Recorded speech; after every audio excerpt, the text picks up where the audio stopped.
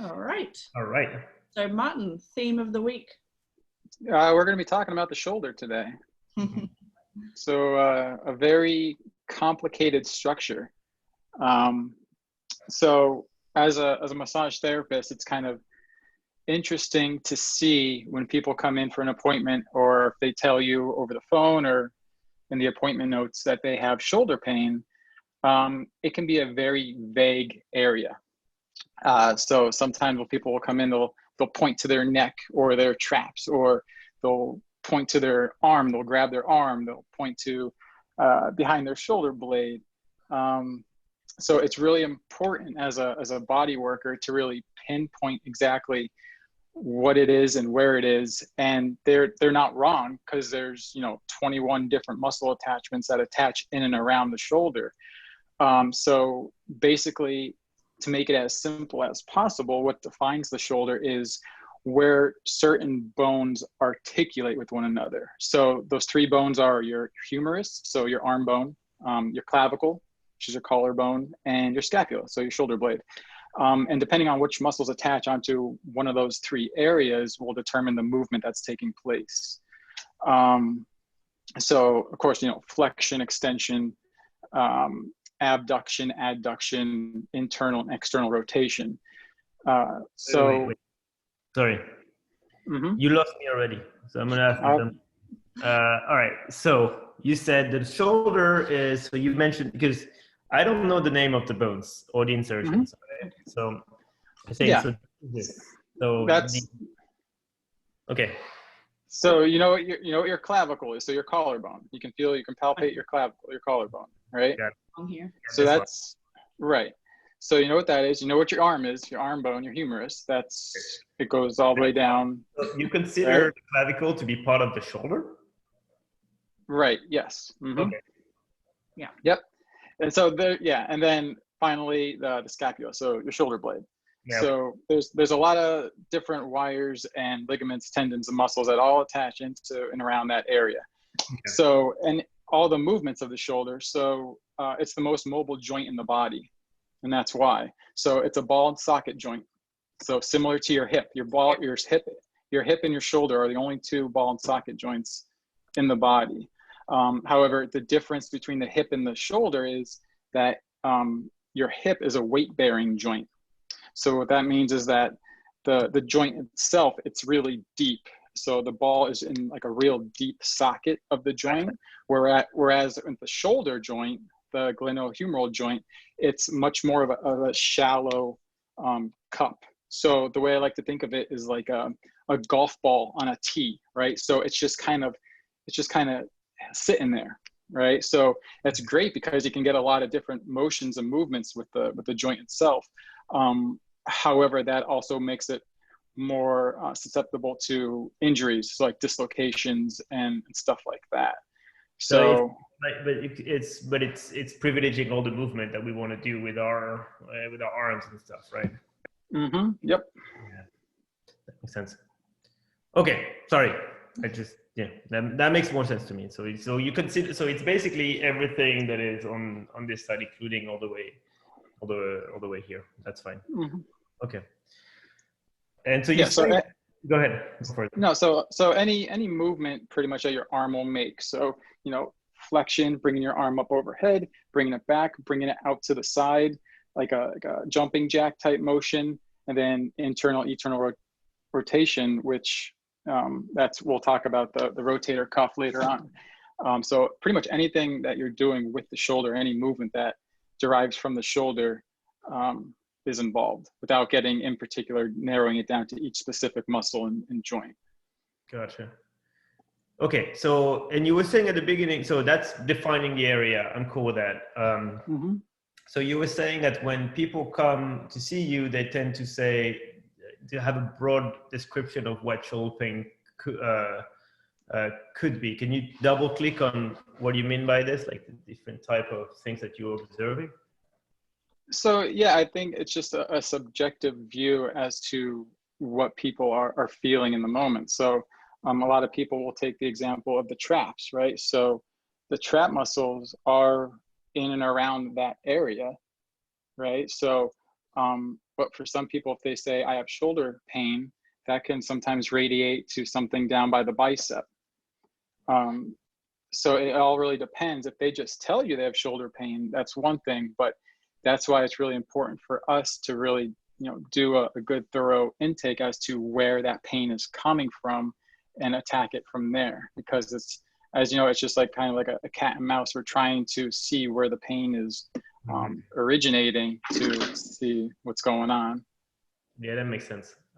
And because it's such a complex joint and responsible for so many movements, there are so many different areas of pain that could be related to the shoulder, essentially.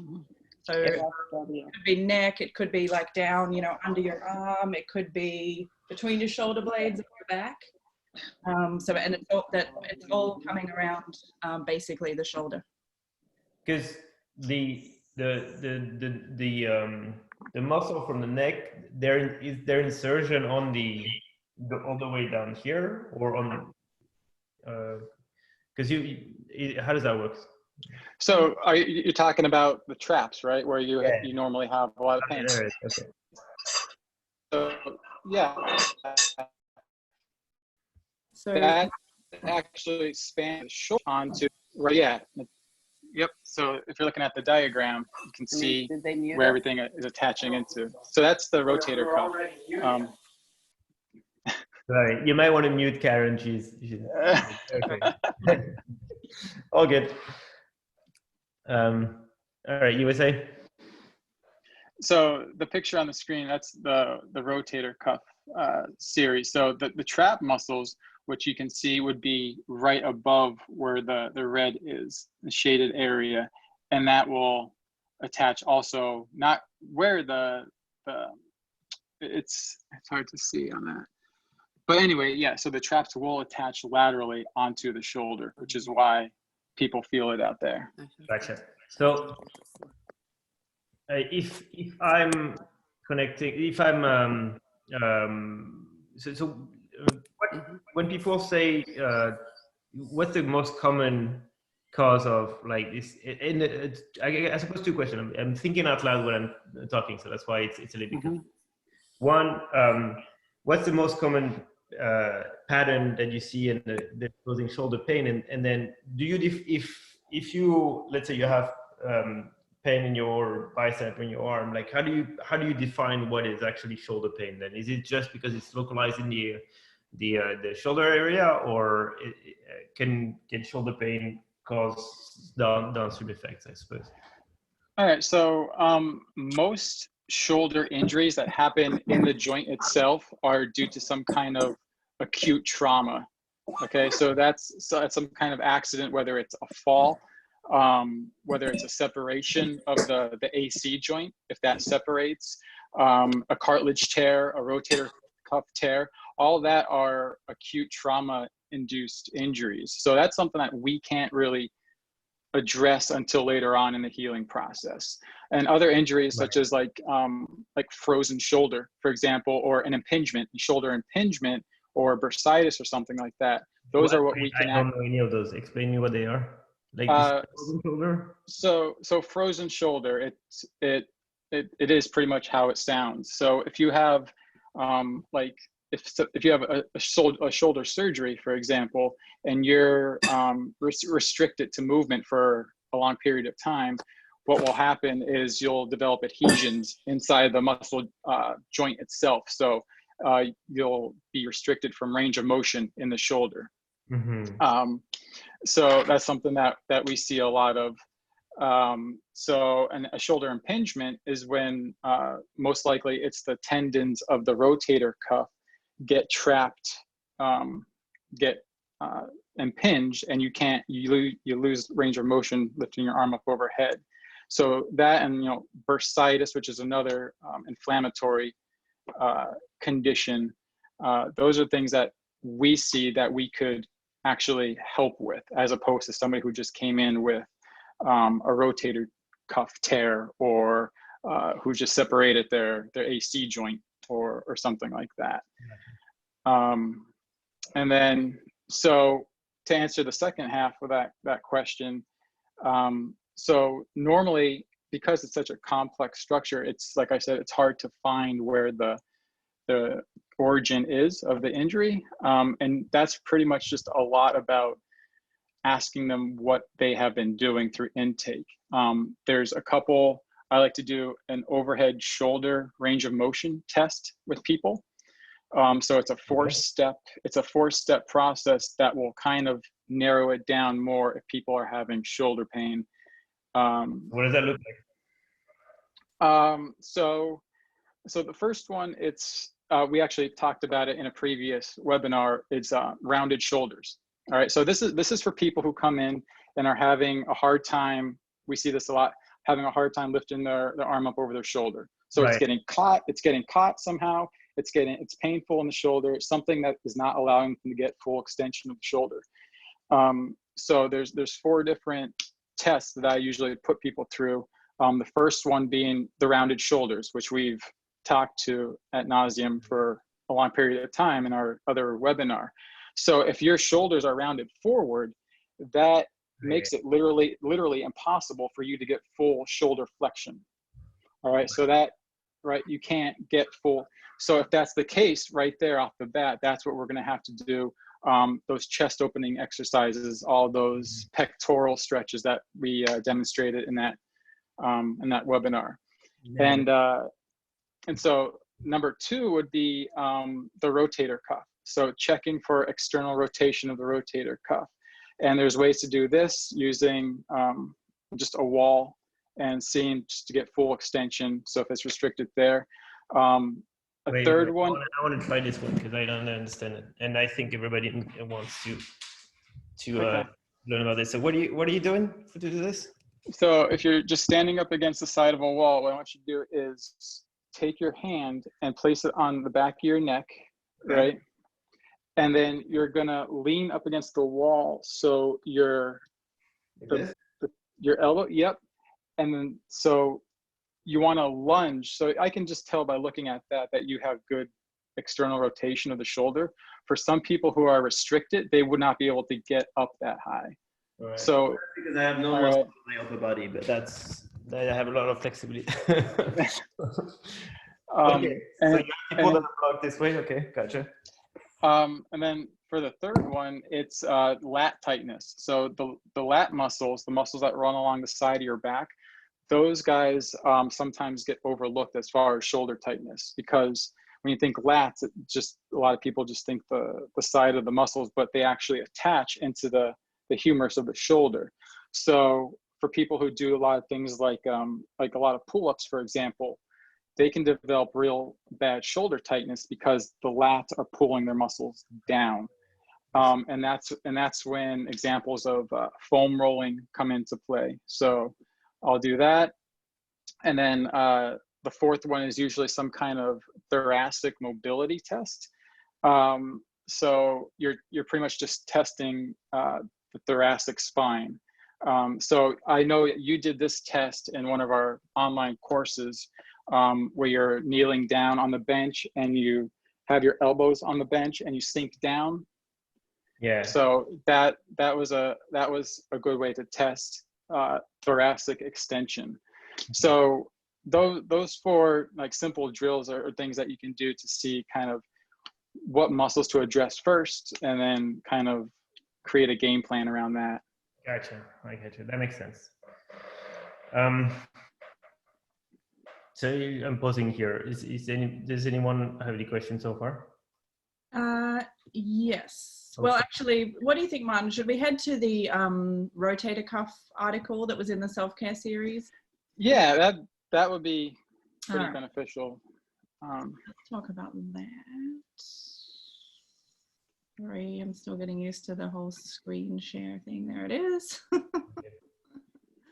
Okay, so here it is. So basically, this is the glenohumeral joint that Martin was talking about earlier, the ball and socket. And the rotator cuff muscles, it's actually 4 muscles that contribute the rotator cuff, and they are responsible for attaching the arm to the body, essentially. So Man, would you like to elaborate on the, No big deal. yeah, there's the door. Would you like to elaborate on the, Yes, he wants to elaborate. Yeah. Who has visitors now? That's what I want to know. Yeah. So the rotator cuff, it's cuff, C-U-F-F, not cup. I hear a lot of people say the rotator cuff.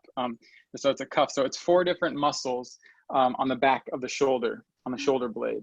And so pretty much what their main job is stabilizing that joint. So you know how I said, because it's such a shallow cup, that it's more likely for a lot of injuries. So the rotator cuff is responsible for keeping that joint in place, the stability of that joint in place.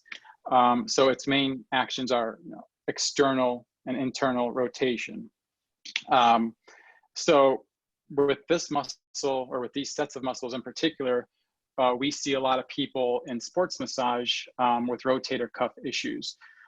So people who, any kind of throwing sports. So if you're a pitcher, if you're a quarterback, any kind of throwing motion, just based on what those muscles do and their actions, usually aggravate and over lengthen the rotator cuff. So we do see a fair amount of people with those type of shoulder issues.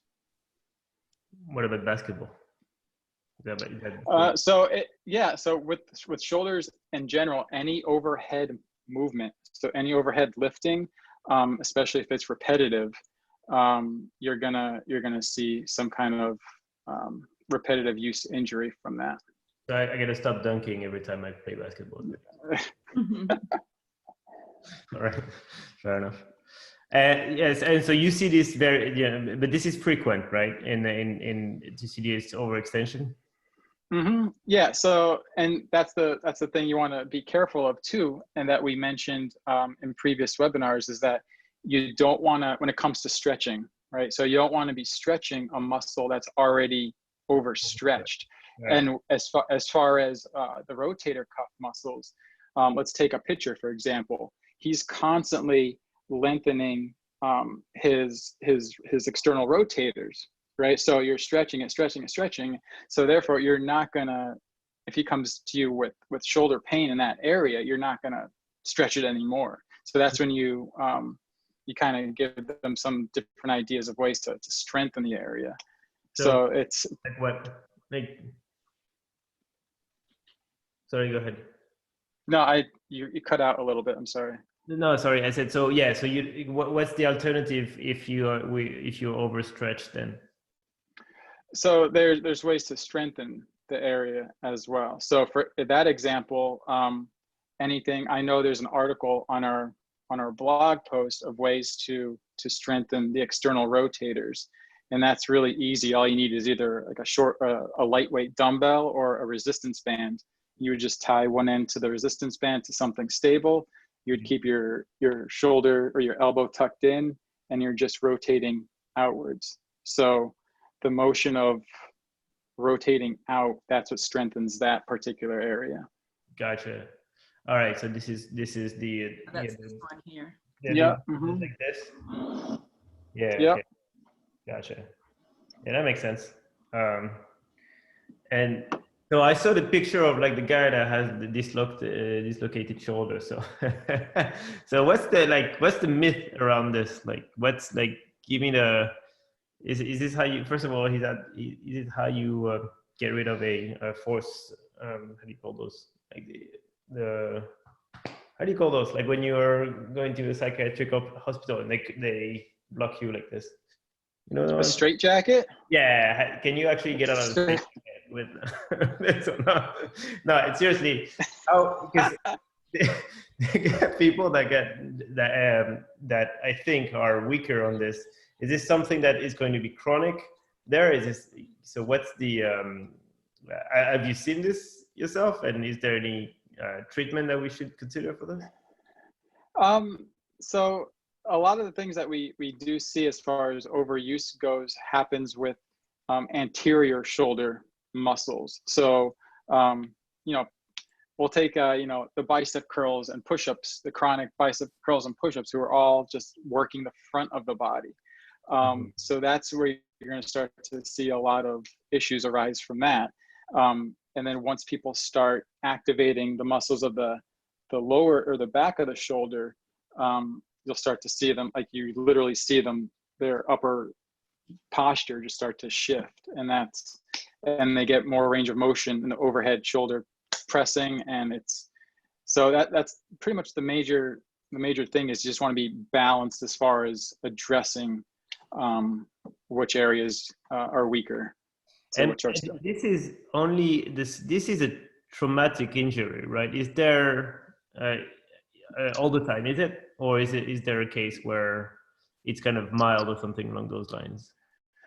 No, well, I mean, if you have a complete tear of the rotator cuff, that's one thing. But if you have something that's just an overuse strain, like you could strain any other muscle, that's just something that can, heal with time and the proper recovery treatments. So it's not like something that, is debilitating or, will set you back for 5 years or something like that. But that's why it's really important, like the frozen shoulder thing that I explained before, that once you do have an injury like this, to get in there, like as soon as you get a green light from your doctor for massage, you get in there and break up all those adhesions so you don't get restricted range of motion in the shoulder. So a big part of the recovery is just basic mobility, shoulder movements, and nothing crazy, no weight or anything like that. Just getting your shoulder acclimated to moving in all those directions that we talked about. And so, speaking of which, so as part of a regular, I suppose, self-care regimen, so what are the type of except, like you said, breaking some of these things down, doing a little bit of strengthening. If you're overextending, is there like a general guideline that you could give on what you should do on a regular basis to avoid shoulder pain? What do you recommend? Just don't overuse the muscles that you generally do in whatever sport that you're doing. So like basketball or pitching, don't use those muscles when you're not doing that sport. So a lot of that would just be activating the back shoulder muscles. So it's about, like as usual, it's about compensating for imbalance, right? Yeah. So yeah, that's a good way to put it. You don't want to compensate, and then that's when the whole pain cycle begins again. So that makes sense. Because that muscle, the joint itself, the glenohumeral, the shoulder joint, there's a lot of issues that can make it inflamed because it does so many things. So, like I said, like that bursitis, you can get tendonitis in that area. Those are the things that, if the muscle isn't stabilized, could end up happening. And that's what you don't want to see. I see. That makes sense. So we wanted to talk about the weightlifter shoulder as well at some point. Sure. And so I'm sorry, I'm actually going to have to drop, guys, but I'll let you continue with this. I think that we have a couple of, I think you have a guest speaker that is coming. So, I mean, I'm sorry, I got to drop, but that thing that was very interesting for me, as usual. So I'll let you continue, and for the rest of the audience, feel free to ask a question. I'll let you in the good hands of Olivia and Martin from this point on. Okay. All right, sounds good. All right, thanks, Paul. See you later. Cheers. All right, so the weightlifter shoulder. This is interesting because I didn't even know that this was they had a certain special name for it. I just kind of chalked it up to AC joint overuse. So this goes back to a lot what we were saying with people who are doing a lot of anterior body work. So pectoral work, bicep work. those muscles attach in and around like the clavicle area up in here. So when you add that much weight over continuous amounts of time, it's actually considered like a deterioration of that AC joint. And the AC joint is a very, very fragile joint. I mean, you can separate your AC joint just by bumping the shoulder, like a falling on it. I mean, it's one of the most common joint separations and breaks that people can go through.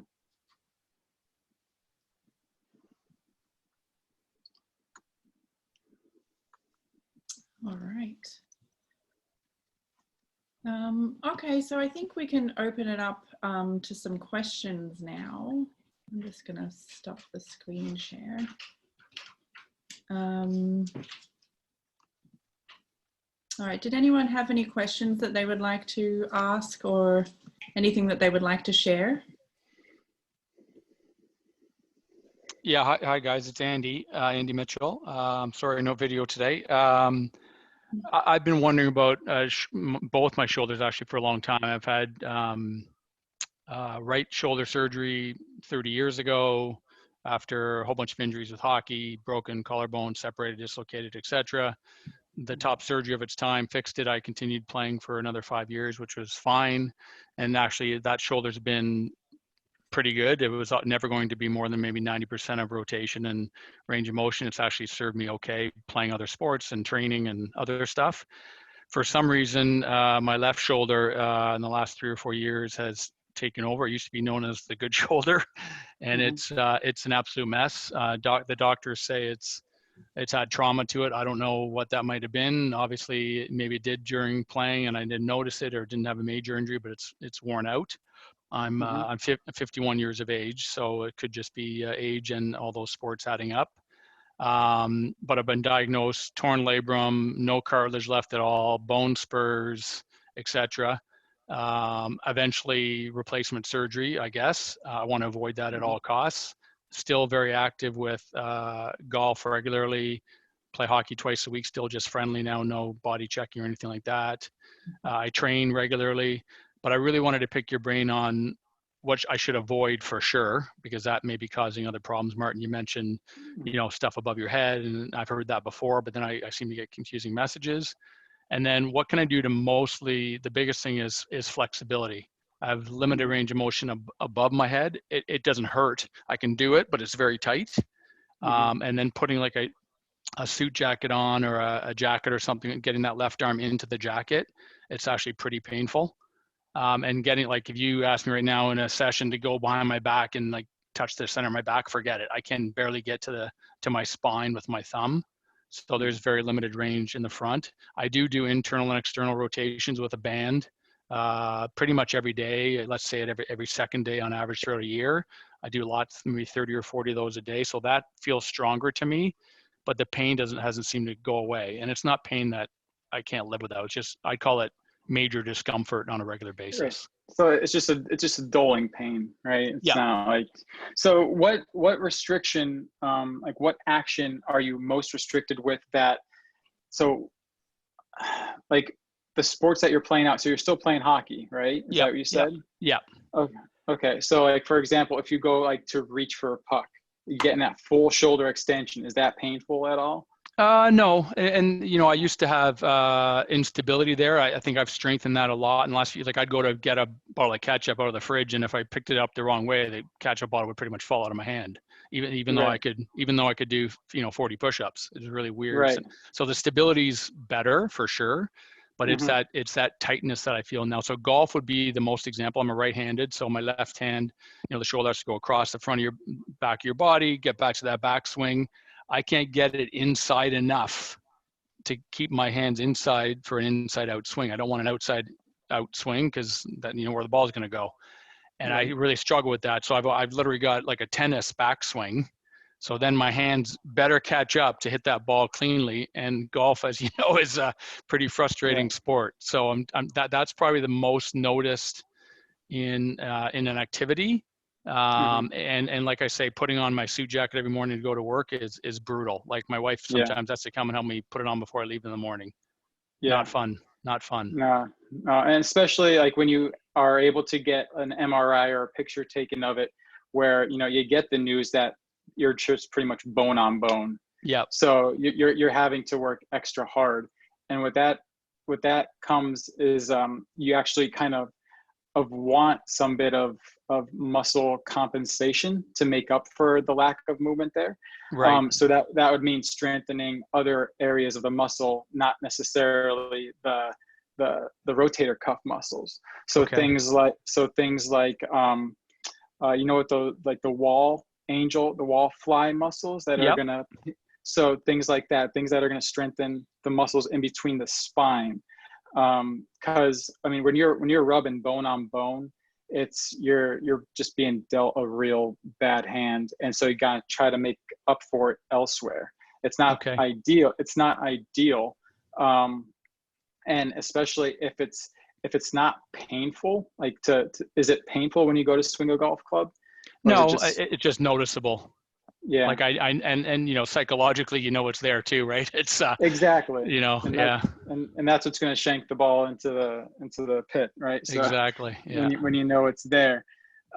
So if I were you, like, because where the rotator cuff attaches, right? So it's on the shoulder outside of the humerus, and each one of the 4 muscles have its own little, you're talking like inches of real estate. So if you're able to strengthen the other larger muscle groups around that area, so we're talking like posterior deltoid, which is a more superficial muscle. We're talking more rhomboids, anything in the upper back to get your shoulders back in place, so you're not really dependent on the rotation so much. That's one of the best pieces of advice. Any concerns with doing, overhead presses? I don't use any heavy weights anymore. I haven't for decades, but I just use, 5-10 pound weights, do more reps, that kind of stuff. Is that impinging anything, or?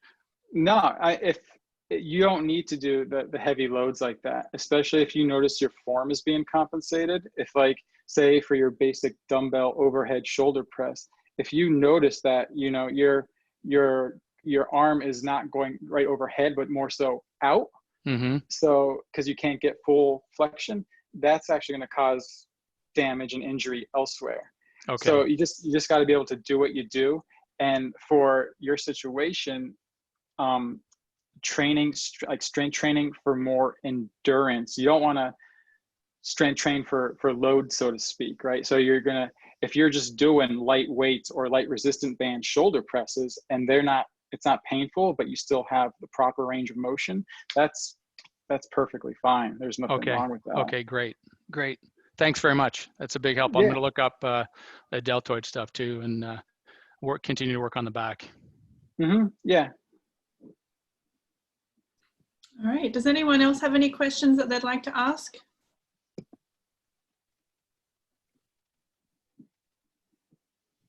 No? Okay. Well, we can. I'll ask a question. Sorry. Oh, great. So for probably the last 5 or 6 years, I've been told that my scaps wing asymmetrically, which wouldn't be the biggest deal, but years down the road, I feel like I'm a Olympic weightlifter, so I support load overhead, and now this shoulder can externally rotate more than the other one, and I basically twist when I catch the bar. And so short of doing 30 I's, Y's, and T's every day before my session, am I just structurally compelled to this, or is there something more specific I could do to make those symmetrical?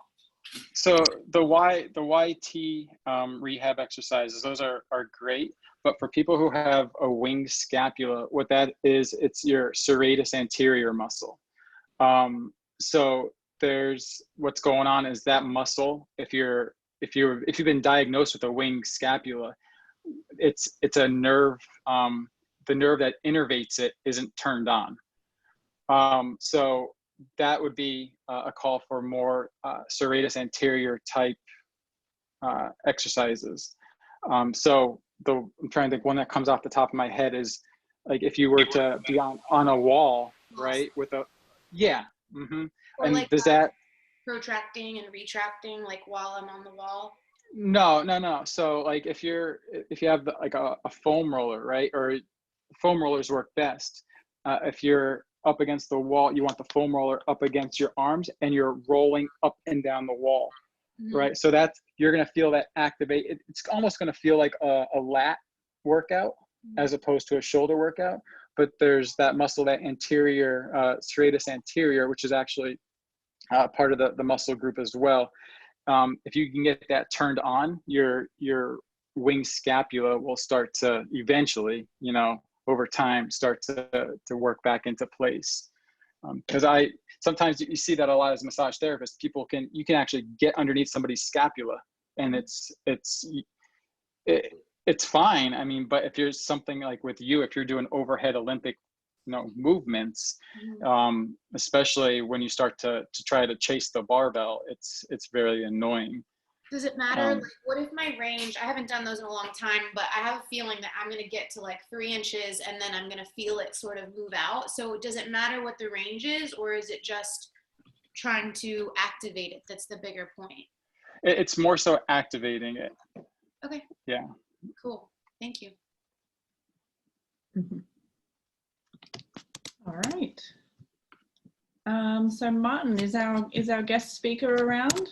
Yes. So we do have a guest speaker today. She's it's my better half. So she has a story or two of her shoulder issues that stemmed from some childhood swimming accidents. So let me go grab her and I will be right back. All right. In the meantime, Martin actually wrote an article. I need those here. Yes.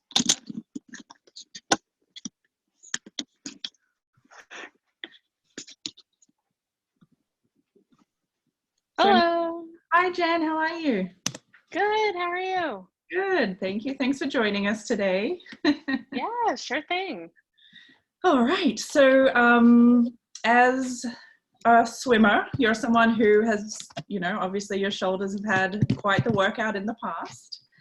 So would you like to talk about, just talk about your experience with any kind of pain, discomfort, any injury, and how you've rehabbed from that? Yeah, definitely. So I swam competitively when I was growing up, and I was a butterfly. So if you don't know what that is, that's the kind of weird stroke that they do, like, but it's really hard on the shoulders. There's a lot of force and resistance from the water. It's kind of a awkward position that you're doing. So swimming, competing in that event for 9 years, I guess, actually ended up loosening up the tendons and ligaments in my shoulder, where it was or partially dislocated.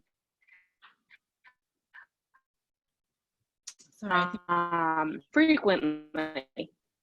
I think we lost you a bit there. Would you mind just repeating that sentence? We called shark. I don't know if anyone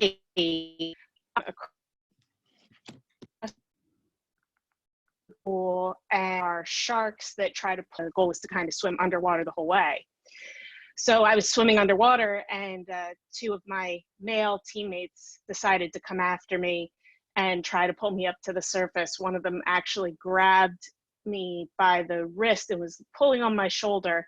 I was swimming down towards the bottom of the pool, so that actually fully dislocated my shoulder, although I didn't realize it at the time, but the pain was excruciating. But because my shoulder was so loose, it actually slid back into place.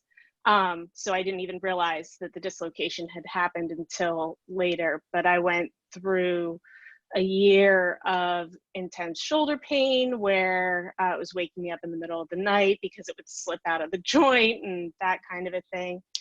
So when it initially happened, how long was it out for? it came out, and it was, my joints are so loose that it actually went right back into place. Just like momentarily. Wow. Yeah. Okay. Mm-hmm. Okay.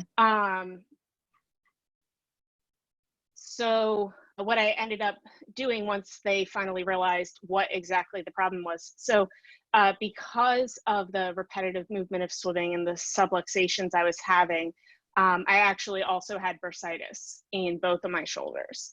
So originally they diagnosed me with the bursitis, which I had, but that wasn't what was causing the intense pain. So once they figured out what was actually going on with my shoulders and causing the pain, I went through a lot of rehab and strengthening the muscles surrounding, learning how to remove and keep it to repair it, but there's no need that the tendons and ligaments won't stretch back out. So what I do now to maintain is just a lot of, you know, strengthening, that kind of thing to, you know, keep everything kind of tight. Okay. All right. Okay. All right. And have you had problems with like further dislocations? Yeah, actually, so my shoulder still does sublux, I don't know, probably once or twice a day, if I'm being honest. Hey. Oh. Yeah. Okay. Well,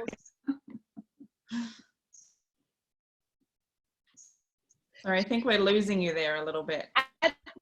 it's much better to be like, you know, hundreds of times per day. Sorry, Jen, so can you repeat? You know, once or twice, it almost never fully dislocates anymore unless I'm doing something that I probably shouldn't be doing. Okay. Yeah, and sorry, what was that? Sorry, I think we just lost you there a little bit when you first started answering. Yeah, connection. Yeah, so seems a bit better now. Yeah. Yeah, so it's, my joint is still loose, but it's not as loose as it be. Rare something that I shouldn't be doing in the gym or something like that. Right, right. Okay. All right. Does anyone have any other questions for Jen when it comes to dislocation specifically? Do you have any favorite, Jen, do you have any favorite exercises that you do for strengthening that you can just demonstrate quickly?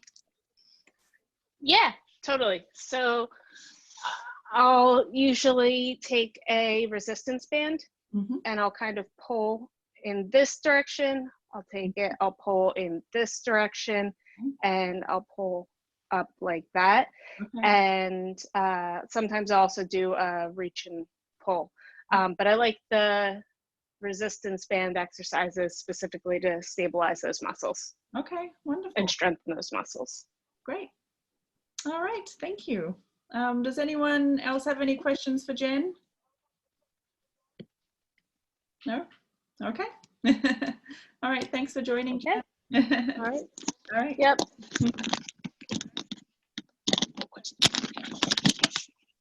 All right, Morgan, I actually just posted a link in our chat box, and that's actually a link to an article on the serratus anterior that Martin has written. So that's posted on our website. The link's there if you wanted to take it down. Yeah.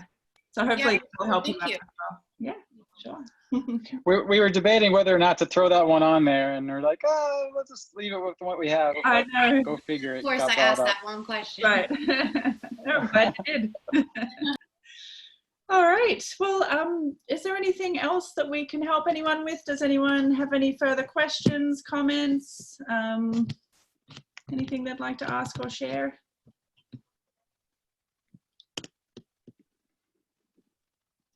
Martin, anything else you think we've missed?